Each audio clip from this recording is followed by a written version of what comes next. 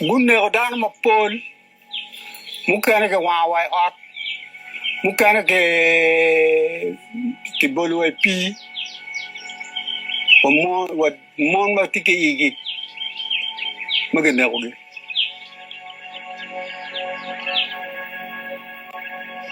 I feel so emotional about doing this interview because it's been a long time for people to listen to our story. People are not willing to talk openly or come to the camera and say what has happened to them. Because if you tell the truth, they will come after you.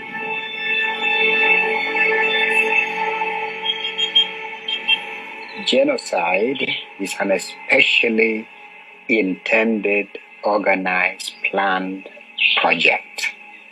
You must intend to destroy a community, to destroy a society. And genocide is when you systematically carry out such a project for the purpose of destroying a people or a society. And that's exactly what Museveni did in Northern Uganda.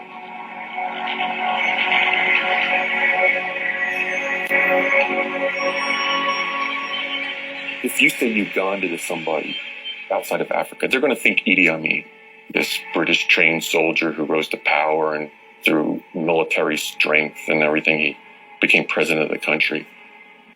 People give estimates about how many people he exterminated or assassinated political opposition. Museveni's done more. Yet nobody associates Museveni with atrocities.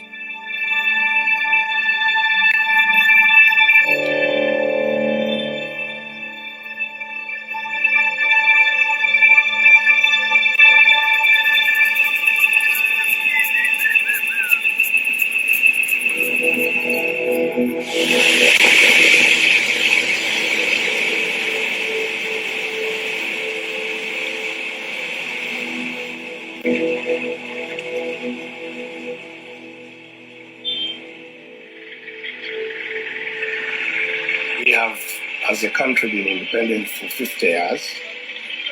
And in all these 50 years, there has never been peaceful change of government. Every person who has come into government has bombed his way into government. And whoever has left government has been bombed out of government. That underpins the crisis in which the country is, that we are governed by guns, not by the will of the people.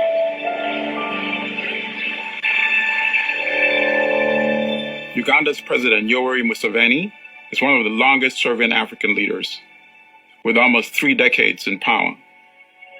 He has been lauded by Western leaders for his promises of democracy, economic growth, for reducing poverty and the rate of HIV. When Museveni came, he pledged not to be corrupt. He said the army should be for the people. He mastered the language of the World Bank and the IMF. Museveni managed to impress the Western world. They didn't know that he was actually a wolf in a sheep's skin.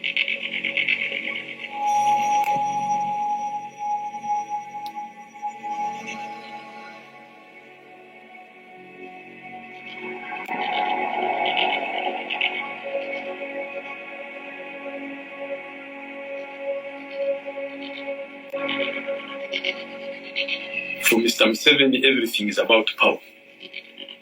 His power, his hold on power. That's all he's interested in. Anyone who challenges his hold on power is an enemy. A national resistance movement, when we came, we were a conquering force. We were a conquering force. We controlled power. So when we came, and then we controlled the resources. And then we controlled the political process. And then we controlled the diplomatic front. Political forces were co-opted into a militaristic establishment, military structures of domination survived in the so-called new state, which was perceived to be democratic. But actually it was not.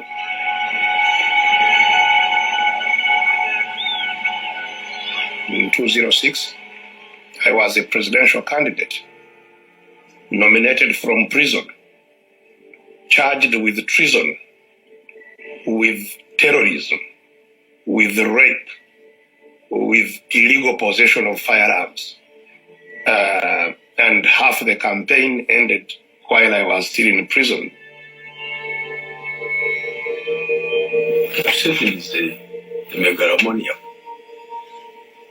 He's someone who wants to control power, exercise it, and dominates the process.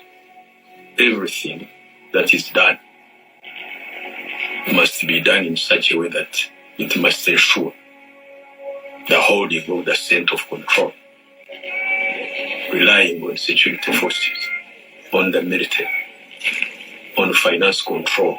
That type of management requires extensive control.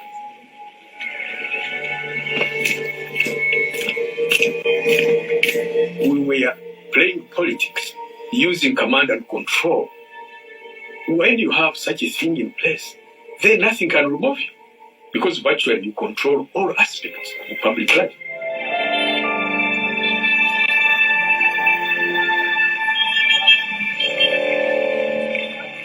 As with most African countries, Uganda's borders was drawn during colonial rule. There's a broad division between the northern Nilotic people, the largest ethnic group being the Acholi, and the Bantu people of the south.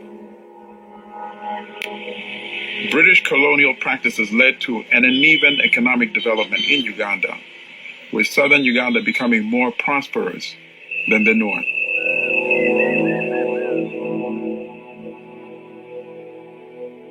There was a distinct dichotomy, and Ugandan politicians exploited this difference. Even the newspapers in Kampala used to draw the line of Uganda minus Northern Uganda.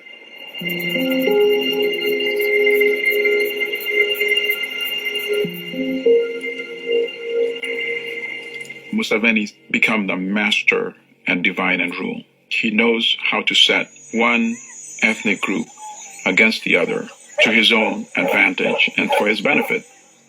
This same Yoweri Museveni poisoned the mind of the people. He divided Ugandans along the lines of the Bantus and the Nilotics. He poisoned the mind of the so-called Bantu. That look, it's these northerners who are the problem. Yeah? So destroy them, let's fight them. He characterized us as enemies, and this has been the primary policy of this government. So going to the north was a process. It was a continuation of the process to put the whole country under the control of the National States Movement, which was a new force.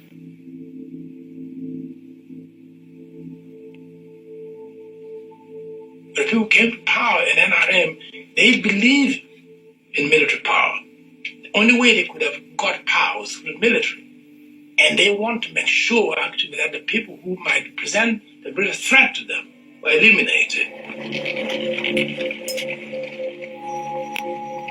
Museveni's army was moving from village to village. If they were not burning houses, then they're shooting people down. If they are not shooting people down, they are destroying crops. So people had nothing and nowhere to go. The NRA troops formed of people from central and western Uganda that then took charge of northern Uganda. Some of them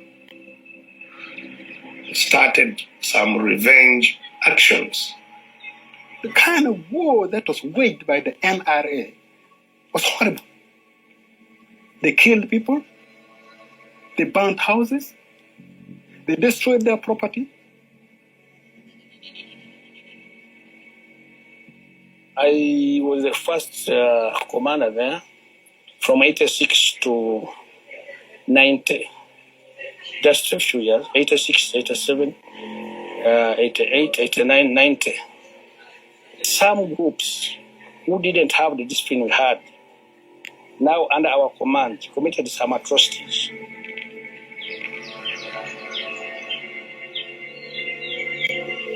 Gunne Odanmo Paul Mukana ka wa up.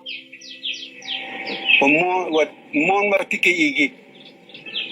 Maganda ko. Ma gin manar ka wa. Taka ke nui ke nere. Ma mu du ko ke ka bi le nyegi kan ka ke tika wot kare unyu kok ne nungin neki.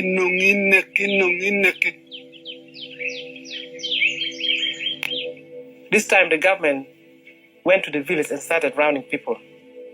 They started just shooting at random. My sister-in-law had put the baby at the back, so she ran with the son. And then they hit under a small bush. They came and so they pumped the bullet on the head of the baby. And then she fell dead. She and the baby's body has not been found up to today.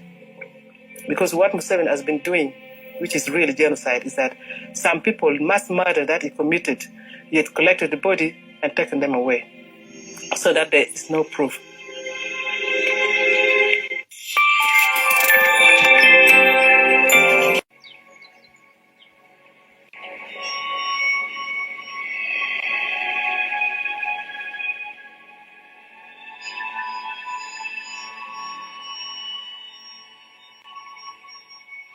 Magina ampa mo gen magian boy katimone wadiang magi mako kita kitar kamurni wedok diang nugo ngam dego kirene nugo ngur kan ke piri ye chata ko gen mane amara dan ko bega mo lok jon bega purwa ke cho ke mon timarreju. They actually, as a tribe or as an ethnic nationality group, now feel threatened, feel isolated. They have no friends.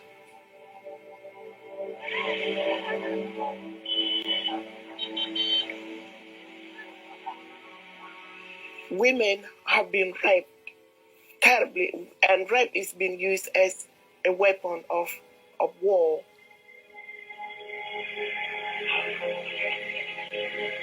A lot of women who have been raped cannot tell their story.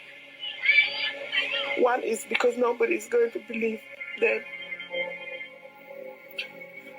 Second is they may be arrested and even killed.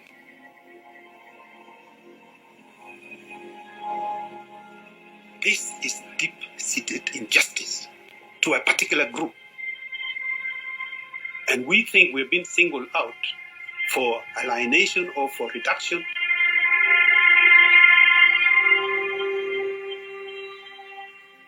In addition to women being raped, men were being raped for the first time, which at that time was unheard of. On Museveni's orders, his soldiers raping men in front of their families, in front of their children, in front of their wives, deliberately. First, to convey HIV/AIDS, but two, to display a most public act of humiliation. It is to humiliate not just the person who is the victim, but the entire family and the entire community. This was done systematically.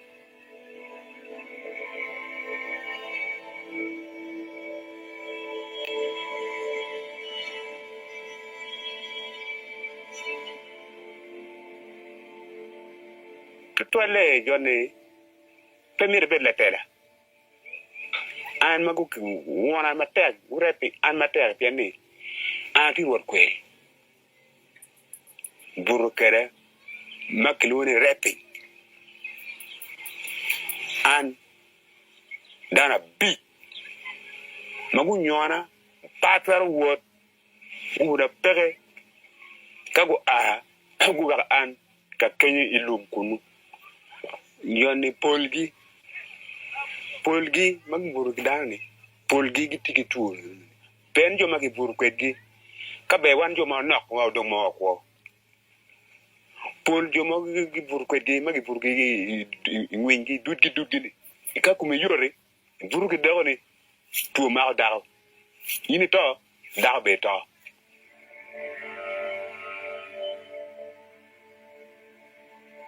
Part of the program has not been really to reduce the people of Northern Uganda to less than human beings. Hate must only go so far. Even if you take that northern people, there are things you don't do. There are things you don't do. If you hate people, you do not have to dehumanize them for 27 years.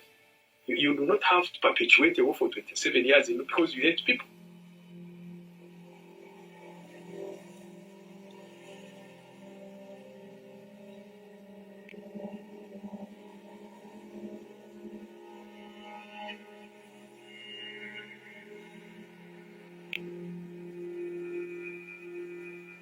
The people started saying, they are killing us, they're destroying our crops, they're destroying our children, and nobody's talking about it.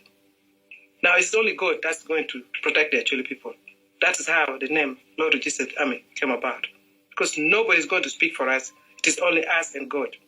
That's how the name came about. And that's when the Lord Registered Army came into picture.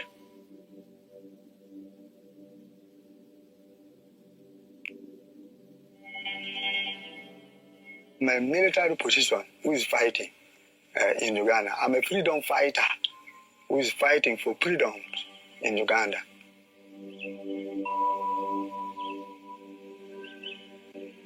Used to say that when you are a man and someone come to your family, begin harassing your mother, begin harassing your sister, and you are young, when you are able to fight that person, you can't fold your hand. You must pick something to fight that person in order to defend life of your people. That is why he's picking harm, because government want to take wealth from this part of the country. Government want to kill people.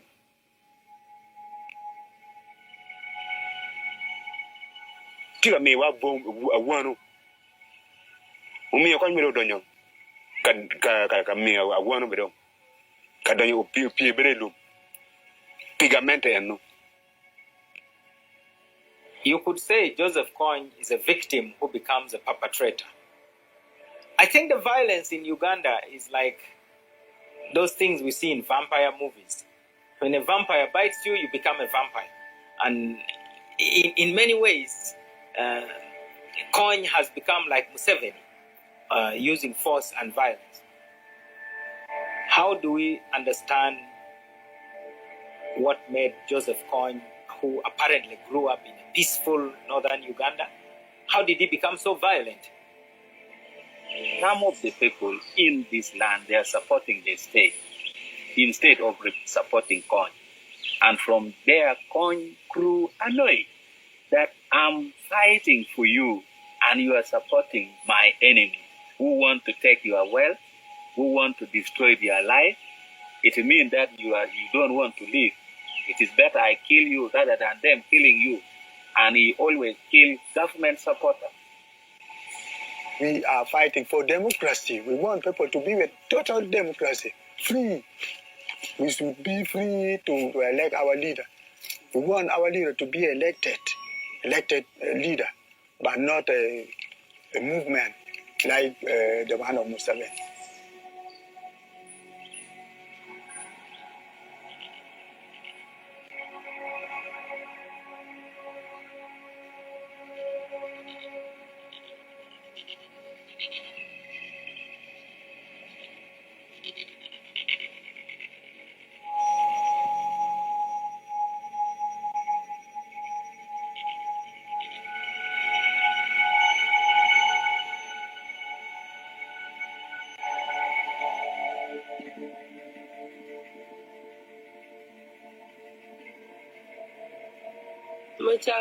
Machalo yu wer ni mer ki lweny matek we ki to ariama no enti ye kom we ki to Uganda ma enti ye ni we ka chalo en machalo dit kan mer e ko pinule no dongan pa ngi chinge to ka na ne ke ti ye ranyi maracha ro yen mo gi lweny jo mala ngai mer gi mi wan gi mi ne bodgi ka we lu ponjo mo kanene pa I bino mir bed machala in dit mag mir kon kenyo ka du pe mir gi mi tim kitan la kerno git wer gi mir da kit lega gi mir ke da kit la dit gi wach gi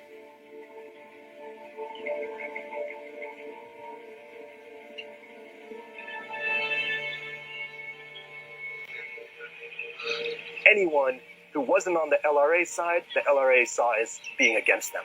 So they would use violence, horrible violence against civilians, but that they, in their view, was meant to destroy government support, convince the Acholi not to support the government. And, the LRA is not unique in this fashion. There's rebel groups all over, and state militaries all over the world that use violence in this kind of, spectacular, horrible atrocity in order to send a political message.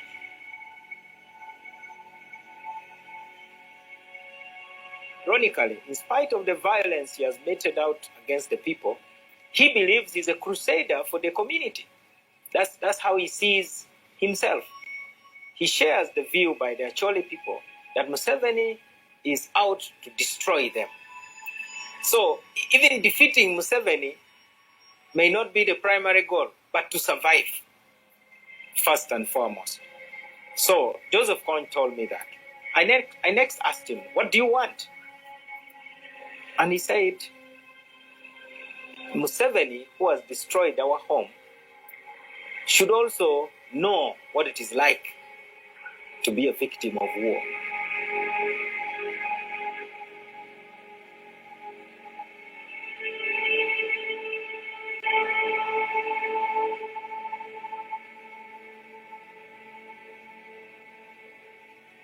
Joseph Kony's strategy of abduction and then taking children into captivity and then changing them into child soldiers became a very big problem.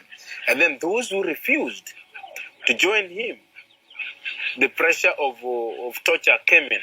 They said since the local population has joined to fight them, they are also going to take the war to them. So the first thing was Joseph Kony began massive retaliation, very, very bad retaliation on the local population by the insurgents of the Lord's Resistance Army.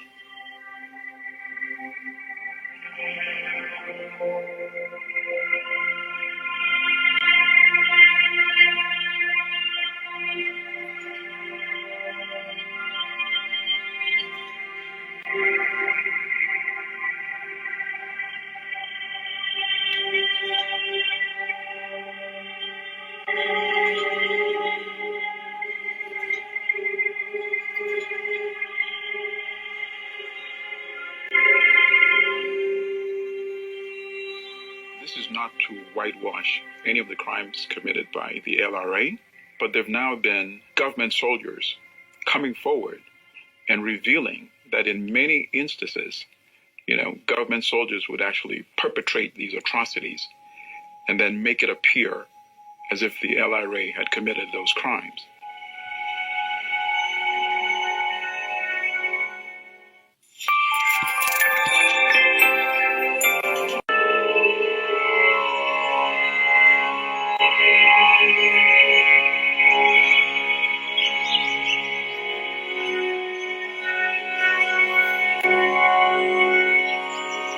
Don't be on the wing, and the way you got in the PM. We get to make one Lumama dear. Eh, those are the queen, the Aramay don't see. Oh, that's our one.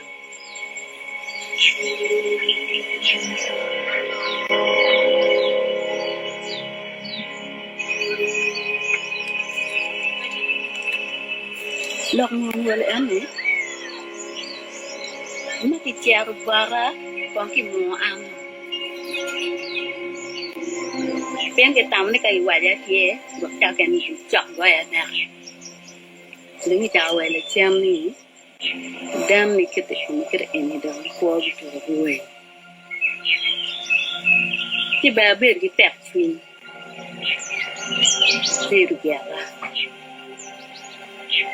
Si am bene. Con na yo beti min ko ngaya. Ya di finya, alu ko ni lokki.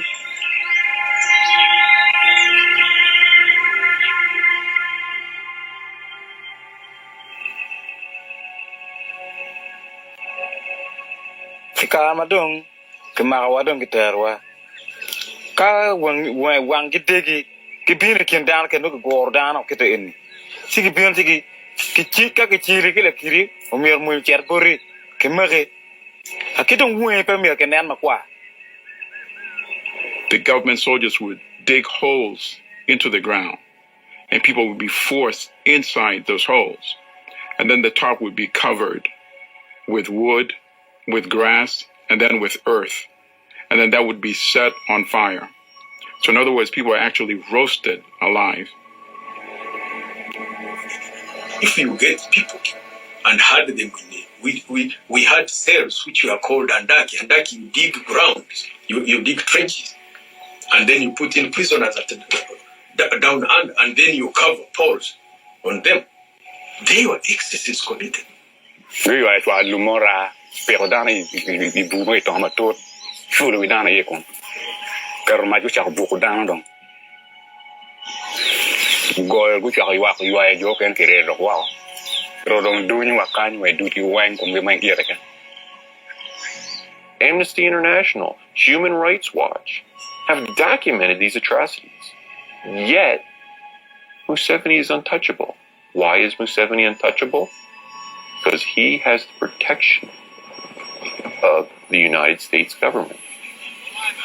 And until the United States government is done with him, nothing will ever happen to him. He will continue to be elected, and he'll continue to rule Uganda with an iron fist. America is part of the problem of Africa right now. The Americans know very well that Kony is not the problem. Where the oil wells are, the American troops are there, and the government in power. It doesn't matter whether that person is Museveni killing his own people is not democratic, that he is a friend. People need to learn that they will not be above the law, that they are accountable, and that what we're trying to see is a much more secure future going forward. And if people see they can get away with murder, they'll commit murder if they can. If the U.S. really was serious in saying that it ties its foreign policy with human rights conditions, then we must be living in a dream world, but certainly not in this world that we live in. You see, governments are not necessarily charity organizations. They have national interest to protect. They have national power to project. The U.S. utilizes Ugandan military and Ugandan forces and sticks money in the pocket of the president of that country, where the president is guilty of atrocities against his own people, is heinous. And that's not put on the radar screen in terms of atrocities or crimes against humanity. States must serve their people's interests. So if there was a government in the BRICS region which was stable and which could actually therefore advance the interests of these countries, which were genuine interests, there was nothing wrong with it. The only thing is that with time, these interests became hostile to the interests of our people. Because then Museveni used his strategic alliance with the Western powers to oppress the people of Uganda. Because he knew he did not need their mandate to rule. Instead, he needed the understanding of the West.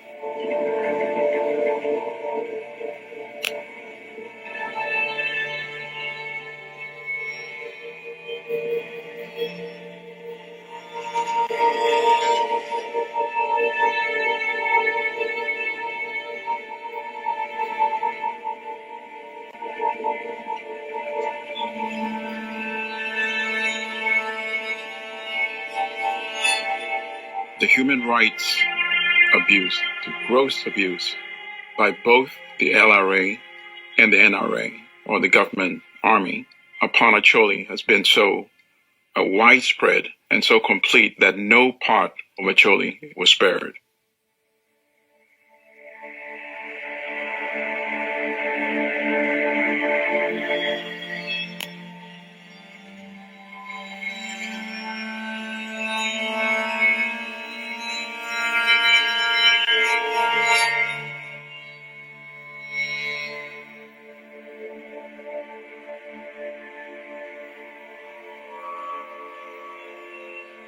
the West has been complicit, and their complicity is basically in their silence.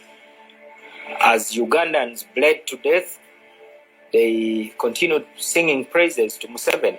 Why was this calamity in northern Uganda ignored? It was in plain view of anyone who wanted to see it. Jan Egeland, the United Nations Undersecretary General for Humanitarian Affairs, called it the world's worst unreported disaster. It's a shame, and we have got to tell the decision makers in America, in Britain, France, and Germany that they betrayed the people of Uganda by not looking at the whole of Uganda.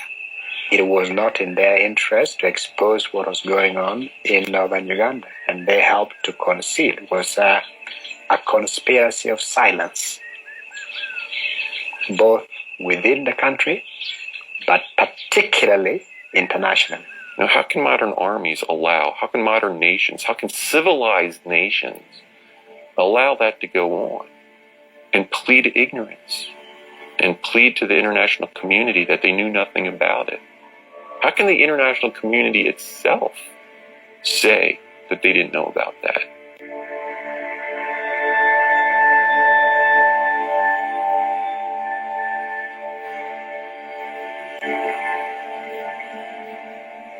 Museveni did nothing to stop, much less defeat Joseph Kony, because he needed Kony first in order to carry out his genocide project. He wanted LRA to provide the pretext, the cover, while the group did not pose any challenge at all to his government. Whatever destruction